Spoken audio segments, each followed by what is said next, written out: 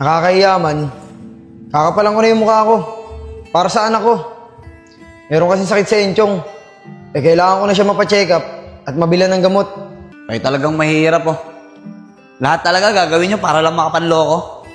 Pati anak nyo, gagawin nyo yung dahilan para lang magkapera. Pero sige, dahil may pera ako, bibigyan kita. Nad, gusto ko sanang bayaran yung perang binigay mo sa akin. Ito, Nad. Binigay ko sa'yo yun ah. Bakit babayaran mo? Nad, ayoko kasi magkaroon ng utang na loob sa'yo, kaya babayaran ko. Ibang klase ka din, Sep. Talagang nagmalaki ka pa. O sige, gusto mong bayaran at kung talagang ayaw magkaroon ng utang na loob sa akin, akin na. Tutubuan ko to ah. Di basta ganun yun, Sep. 500 ang kada 1,000. 3,000 yung pinahiram ko sa'yo. May utang ka pang 1,500 sa akin. Uy, Isko, andyan ka lang pala.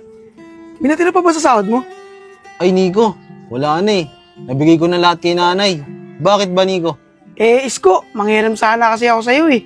Yung akin kasi, pinangbayad ko na ng utang. Ngayon, mapuputulan kami ng kuryente. Kaya kailangan ko manghiram ng pera.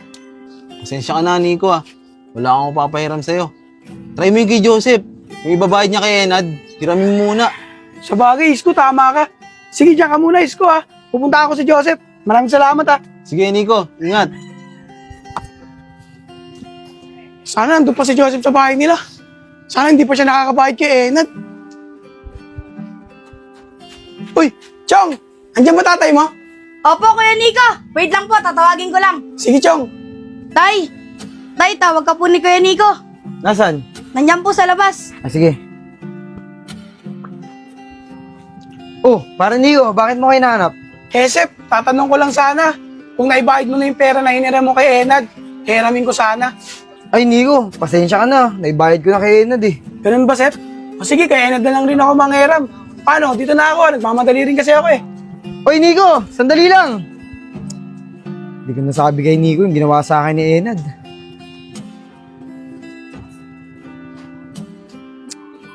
Problema ko nga pala kung saan ko siya hanapin. Saan kaya si Enad? Mahala na nga. Punta ko na lang yung pinsan ko. Manghiram ako, sana meron. O, tay, bakit po tayo minto? Alam mo anak, yung lotohan na yan, napakaswerte sa akin yan.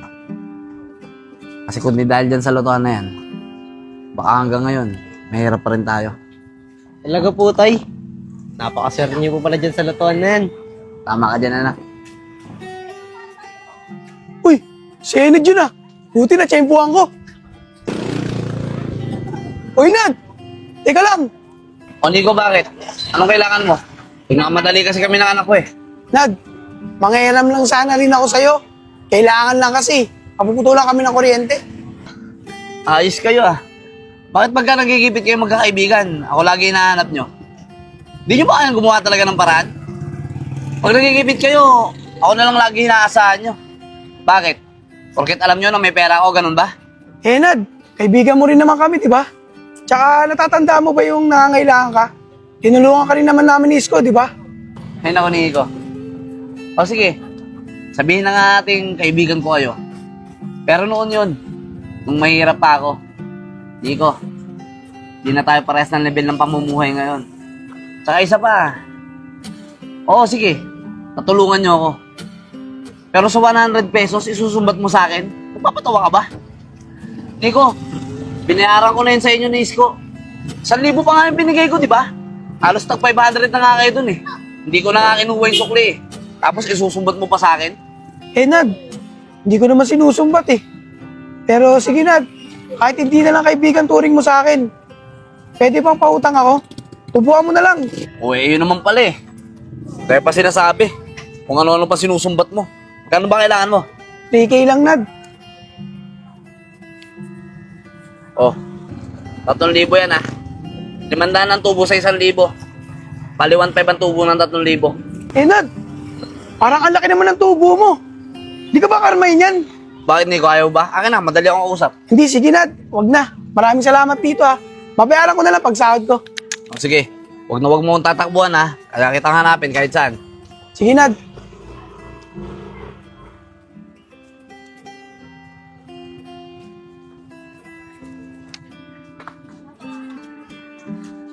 Uy, Nico!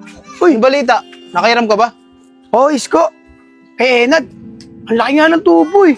Alam mo ba, Isko, kung magpatubo siya, parang hindi natin siya kaibigan. Kung may mahiraman lang ako sa iba eh, doon ako nanghiram. Grabe naman si Enad. Parang wala lang sa kanya yung pinagsamahan natin. Kaya nga, Isko eh. Paano, Isko? Dito na ako ha. Magbabayad pa ako ng kuryente eh. Sige, Nico. Dito na din ako. Sige.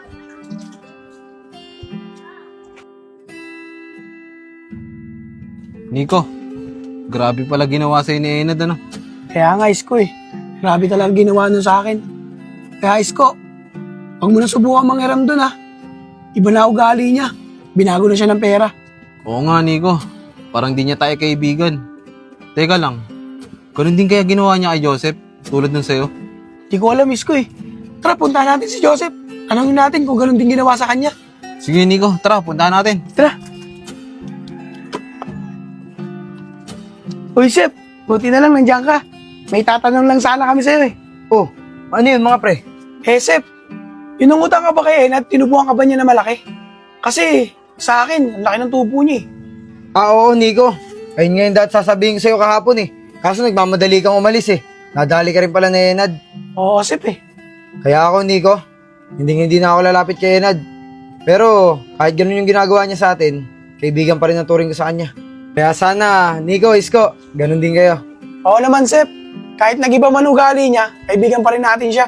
Oo, Sep. Tama si Nico. Tama yan. Nico, Isko. Enchong anak. Okay na yung pakiramdam mo, di ba? Oo naman po, tay. Pwede ba kita utusan bumili ng ulam sa labasan? Sige po, tay. Ako na po bibili. O ito, pambili oh. Tay, ano pong ulam bibiling ko? Bahala ka na anak. Kung anong gusto mong bilhin, bilhin mo. Sige po, tay. Una na po ako ha. Sige. Tay, di ba tayo uuwi? Gabing-gabi no. Nak, pupuntahan lang natin sandali yung kausap ko.